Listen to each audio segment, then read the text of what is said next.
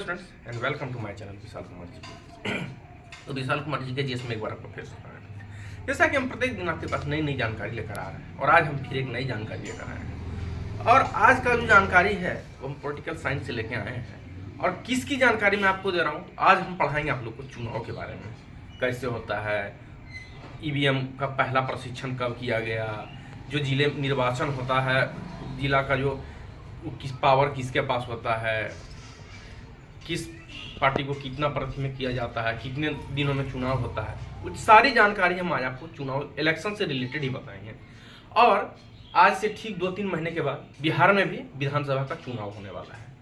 तो उसी को लेकर बहुत सारे कमेंट भी लोगों ने किया कि सर कुछ चुनाव के बारे में बताइए, चुनाव का घोषणा कैसे किया जाता है, किन किन चुनाव जब आचार संहिता लगती है तो किन किन चीज़ों का पालन करना पड़ता है। चलिए तो हम बिना देर किए चलते हैं।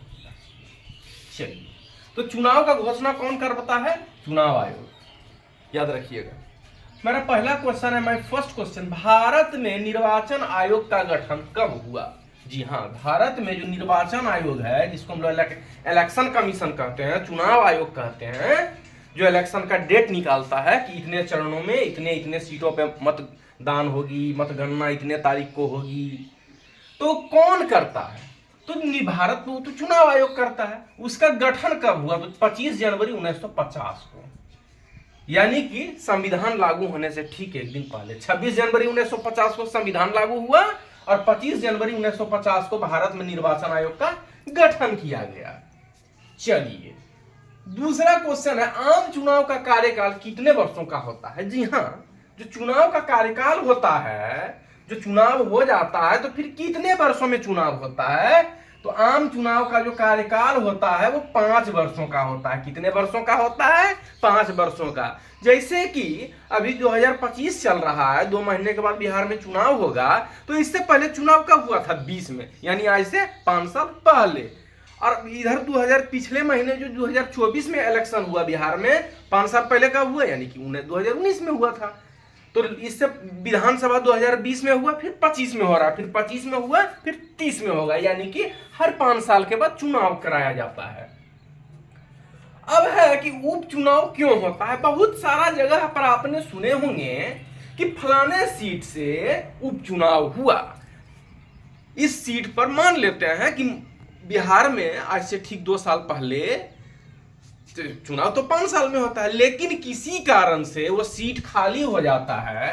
यानी कि जैसे कोई सीट पर चुनाव हुआ और चुनाव जीतने के बाद मान लेते हैं कि उस जो चुनाव जीते होते हैं उनकी मृत्यु हो जाती है, तो ठीक 6 महीने के बाद जैसे चुनाव हुआ और मान लेते हैं सरकार बन गया, उसके 6-7 महीने या साल भर के बाद उस आदमी का मौत हो गया, उस उम्मीदवार की मौत हो गई, तो 6 महीने के बाद चुनाव कराया जाता है उस सीट को भरने के लिए। तो उसको क्या कहा जाता है? उपचुनाव। तो उपचुनाव क्यों होता है? तो किसी भी सदस्य का सीट खाली होने पर उपचुनाव होता है, याद रखिएगा। अब है का क्वेश्चन, चुनाव प्रचार कब रुक जाता है? जी हाँ, किसी भी पार्टी जब अपना प्रचार करती है, घरे घर जाते हैं और उस प्रचार करते हैं कि फलाना पार्टी को मत देकर विजयी बनावे, तो जी हाँ, तो चुनाव प्रचार कब रुक जाता है? तो चुनाव प्रचार चुनाव समाप्त होने से जब वोट पड़ता है उससे ठीक 48 घंटे पहले चुनाव प्रचार रोक दिया जाता है। याद रखिएगा, कब रुक जाता है? 48 घंटा पहले, चुनाव समाप्त होने से पहले 48 घंटा पहले। यानी कि मान लेते हैं कि 12 तारीख को मतदान होता है, तो 10 तारीख को चुनाव प्रचार करके बंद कर दिया जाता है। फिर उसमें आचार संहिता, मतलब अगर चुनाव प्रचार कर देंगे तो आप कहता है ना कि ऐसा कीजिएगा तो आचार संहिता का उल्लंघन हो जाएगा। 48 घंटे पहले चुनाव प्रचार बंद कर दिया जाता है। सभी उम्मीदवार अपना अपना चुनाव प्रचार बंद कर देते हैं। कितने देर पहले? 48 घंटे पहले।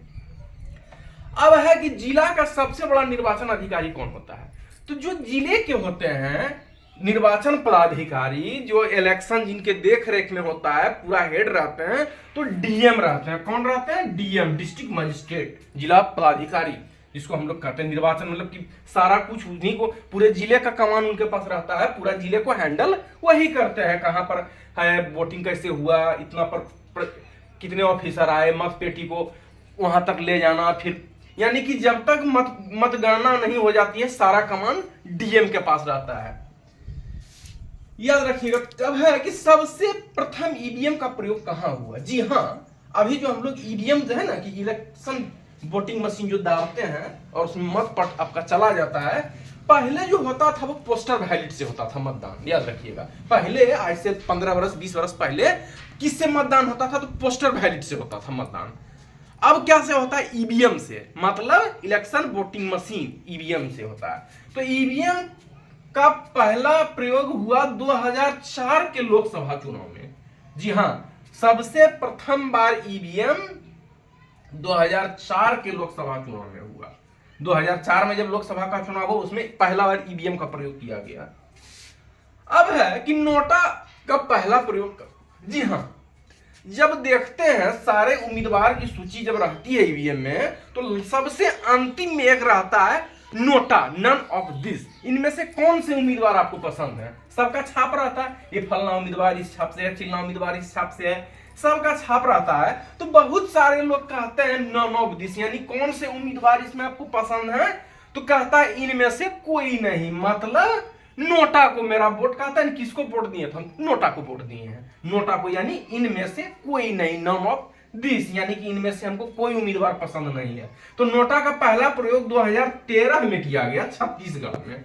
नोटा का पहला प्रयोग कब हुआ, 2013 में, और छत्तीसगढ़ में किया गया। चलिए अब है 8वां क्वेश्चन, प्रथम निर्वाचन आयुक्त कौन थे। जो चुनाव आयोग हुआ निर्वाचन का हुआ, तो उसके प्रथम आयोग कौन थे आयुक्त, तो थे सुकुमार सेन। कौन थे, सुकुमार सेन। अब है कि ईवीएम का पहला प्रशिक्षण कब हुआ।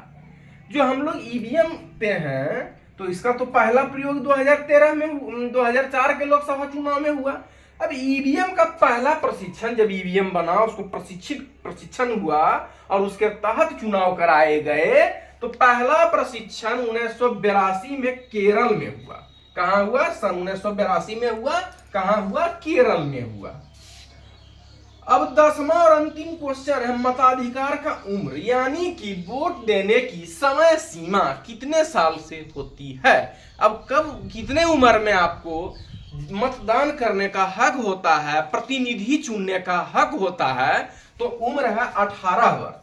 पहले 18 वर्ष से पहले 21 वर्ष का होता था, मतलब मतदान देने का उम्र 21 वर्ष होता था, लेकिन इसे घटाकर 18 साल कर दिया गया। पहले कितना होता था, पहले मतदान देने का हक कितना में था, तो 21 वर्ष अगर आपके पूरे हुए हैं तो आपको मतदान देने का हक हो जाता था, लेकिन अब इसे हटाकर 18 साल कर दिया गया है। कितना साल कर दिया गया है, तो 18 साल में आप मतदान दे सकते हैं, प्रतिनिधि चुन सकते हैं, अपना वोट दे सकते हैं। जी हाँ,